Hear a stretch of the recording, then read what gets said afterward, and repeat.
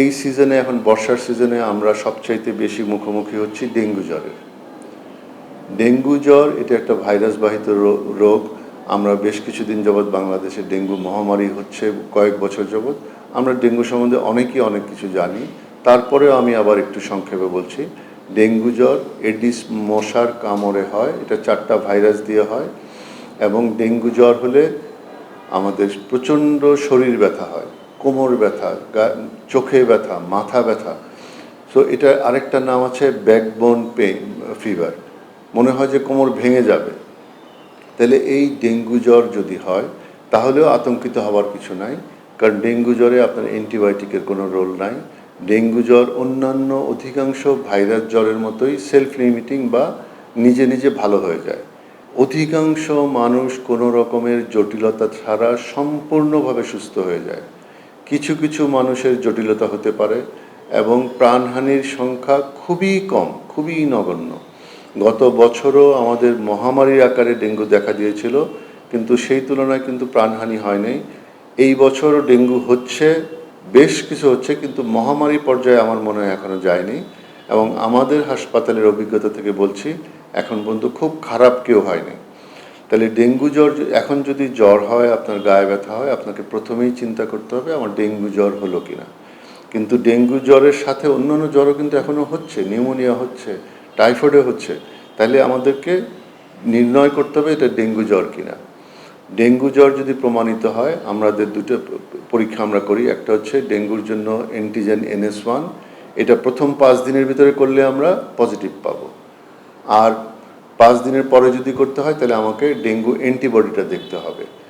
তবে এখানে কথা থাকে যে dengue antigen negative, dengue antibody negative, তারপরেও ডেঙ্গু হতে পারে। তাহলে ডেঙ্গুর আরেকটাও ডায়াগনোসিসের আমাদের হচ্ছে যে রক্তের CBC পরীক্ষা করা। CBCতে আমরা দেখি রক্তের WBCটা কমে যায়, প্ল্যাটিলেটটা কমে যায়। এখন এই প্ল্যাটিলেট কমাটা একটা খারাপ জিনিস, সেই জন্য আমরা বারবার এই CBCটা করি, প্ল্যাটিলেটটা দেখি। প্ল্যাটিলেট কমে গেলেও খুব বেশি ভয়ের কিছু নাই, কারণ প্ল্যাটিলেট যদি মারাত্মকভাবে কমে যায়, আমাদের প্ল্যাটিলেট শরীরে নর্মালি থাকে 150,000, মানে 1.5 লক্ষ থেকে 4 লক্ষ পর্যন্ত। প্লেটলেট কমে গেলে ভয় যেটা হচ্ছে সেটা হচ্ছে ব্লিডিং, রক্তক্ষরণের সম্ভাবনা থাকে। রক্তক্ষরণের সম্ভাবনা হয় তখন যখন প্লেটলেট 20,000-এর নিচে চলে যায়। 40-50,000 পর্যন্ত কিন্তু কোনো সমস্যা হয় না। অতএব প্লেটলেট কমে গেলেও উদ্বিগ্ন হবার কিছু নাই। আরেকটা সমস্যা হয় ডেঙ্গুতে, সেটা হচ্ছে কি ডেঙ্গু শক সিনড্রোম। পানি শূন্যতা তৈরি হয় এবং রোগীরা শকে চলে যায়, রোগীরা অজ্ঞান হয়ে যায়, ব্লাড প্রেশার কমে যায়, আমাদের ব্রেইন কাজ করতে পারে না, হার্ট কাজ করতে পারে না, কিডনি কাজ করতে পারে না, এরকম একটা অবস্থার তৈরি হয় এবং এই রোগীগুলো দেখা যায় মৃত্যু হয় বেশি। তবে আমি বারবার বলি, আবারও বলি যে ডেঙ্গুতে মৃত্যুর ঝুঁকি আছে, কিন্তু তার পরিমাণ খুবই কম। যদি আমরা প্রথম থেকে ঠিকমতো চিকিৎসা করতে পারি, অধিকাংশ ডেঙ্গু রোগী বাসায় বসে চিকিৎসা নিয়ে সুস্থ হয়ে যাবে। আমি যদি বলি যে 90-95% রোগ বাসায় চিকিৎসা পেয়ে ভালো হবে, এটা যদিও আমি একটা স্ট্যাটিস্টিক্স দিতে পারবো না, কিন্তু আমার অভিজ্ঞতা বলে যে মেজরিটি রোগী বাসায় বসে চিকিৎসা পাবে। তাহলে কোন ডেঙ্গু রোগীগুলো হাসপাতালে ভর্তি হবে এটা আমাদের জানতে হবে। যদি কোনো ডেঙ্গু রোগী বাসায় একা থাকে, তাকে দেখাশোনা করার কেউ নাই, সে গুরুতর অসুস্থ হয়ে পড়লে তাকে হাসপাতালে নেওয়ার মতো লোক নাই, সেই সব রোগীরা ডেঙ্গু হলে হাসপাতালে থাকবে। গর্ভবতী মায়েরা হাসপাতালে থাকবে। ডেঙ্গু রোগী যদি তাদের আগে থেকে কোনো বড় ধরনের রোগ থাকে, যেমন হার্ট ফেলিওর যদি থাকে, তাদের কিডনি খারাপ থাকে, তাদের অ্যাডভান্স লিভার ডিজিজ থাকে, এই রোগীগুলো হাসপাতালে চিকিৎসা নেওয়া ভালো। এছাড়া ডেঙ্গুকে আমরা ক্লাসিফাই করি ডেঙ্গু উইথ ওয়ার্নিং সাইন, যাদের কিছু ওয়ার্নিং সাইন বলি আমরা, এগুলো খারাপ লক্ষণ। এই লক্ষণগুলো দেখা গেলে হাসপাতালে চলে আসতে হবে। যেমন এর ভিতরে একটা হচ্ছে যদি পারসিস্টেন্ট ভমিটিং, বারবার বমি হতে থাকে, বমি কন্ট্রোল করা যাচ্ছে না, তারা হাসপাতালে ভর্তি হবে। যদি দেখা যায় কারো শ্বাসকষ্ট হচ্ছে, তারা হাসপাতালে ভর্তি হবে। যদি কারো ব্লাড পরীক্ষা করে দেখা যায় যে প্ল্যাটিলেটটা খুব দ্রুত কমে যাচ্ছে, আজকে 2 লাখ ছিল, তারপরের দিন 1,40,000 চলে আসলো, পরের দিন 90,000, খুব দ্রুত গতিতে প্ল্যাটিলেট কমে যাচ্ছে, তাদেরকে হাসপাতালে ভর্তি করতে হবে। যদি কারো দেখা যায় যে শ্বাসকষ্ট হচ্ছে, বুকে ফুসফুসে পানি জমে আসছে, পায়ে পানি চলে আসতেছে, তাহলে ভর্তি হতে হবে। যদি কারো লিভার বড় হয়ে যায় তাদেরকে ভর্তি হতে হবে। যদি কারো দেখা যায় যে দাঁত থেকে রক্ত যাচ্ছে, অথবা মেয়েদের মাসিকের সাথে রক্ত বেশি যাচ্ছে, অনেক সময় দেখা যায় যে মেয়েদের আর্লি মাসিক শুরু হয়ে যায়, তার নর্মাল ডেট ছিল 7 দিন পরে আগেই শুরু হয়ে যাচ্ছে, কিংবা কারো মাসিক চলার কথা, তার অতিরিক্ত ব্লিডিং হচ্ছে, এই সব রোগীরা হাসপাতালে ভর্তি হবে।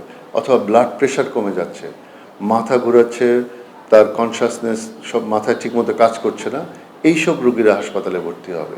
সকল ডেঙ্গু রোগীর হাসপাতালে ভর্তি হওয়ার প্রয়োজন নাই। ডেঙ্গুতে সবচাইতে বড় সমস্যা হচ্ছে ডেঙ্গুতে পানি শূন্যতা তৈরি হয়। পানি শূন্যতাটা তৈরি হয় কারণ কি, রক্তের ভিতর যে পানিটা থাকে, আমরা সেটাকে বলি ইন্ট্রাভাস্কুলার ফ্লুইড, সেটা শরীর থেকে লিক করে বের হয়ে যায়। তখন ব্লাড ঘন হয়ে যায়, ব্লাড প্রেশার কমে যায়। ব্লাড প্রেশার কমে গেলে আমার শরীরে সার্কুলেশন হ্যাম্পার্ড হয়, তখন আমরা বললাম যে ব্রেইন ফেল করে, হার্ট ফেল করে।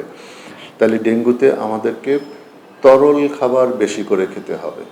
স্বাভাবিক খাবার তো অবশ্যই খাবো, সেই সাথে তরল খাবার খেতে হবে। তরলের ভিতরে ভালো হচ্ছে খাবার স্যালাইন, ডাব, ফ্রেশ ফলের জুস। বাজারে যেই জুসগুলো পাওয়া যায় বোতলজাত জুস, তার অধিকাংশই হচ্ছে কেমিক্যালযুক্ত জুস। সেগুলোকে অ্যাভয়েড করে ফ্রেশ ফলের জুস, ডাব, খাবার স্যালাইন, সাদা পানি প্রচুর পরিমাণে খেতে হবে। ওইসব রোগী যাদের প্রেশার কমে যাচ্ছে অথবা যাদের পাতলা পায়খানা হচ্ছে, তাদেরকে স্বাভাবিক খাবারের চেয়ে আরও অতিরিক্ত খাবার খেতে হবে। তারপরেও যদি দেখা যায় যে বাড়তি খাবার, স্যালাইন অথবা খাবার, তরল খাবার খাবার পরেও প্রেশার কমে যাচ্ছে, তাদেরকে হাসপাতালে ভর্তি হতে হবে। হাসপাতালে ভর্তি হওয়ার পরেও আমাদের মূল দায়িত্ব হচ্ছে তার পানি শূন্যতাটাকে ব্রেক আপ করা, এবং তার যদি কোনো জটিলতা দেখা যায় সেটার চিকিৎসা করা।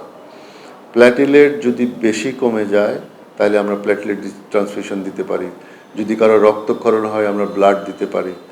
যদি প্রেশার বেশি কমে যায়, স্যালাইন দেওয়ার পরেও প্রেশার বাড়ছে না, তখন প্রেশার বাড়ানোর যে ওষুধগুলো আমরা দিতে পারি। তো সেইগুলো খুব আনকমন রেয়ার সিচুয়েশন ডেঙ্গুর জন্য, এবং সেই রোগীগুলোকে আমাদের আইসিইউতে নিয়ে চিকিৎসা করতে হবে। এলো খবরের কাগজ, নিখাদ, নির্ভীক, নিরপেক্ষ।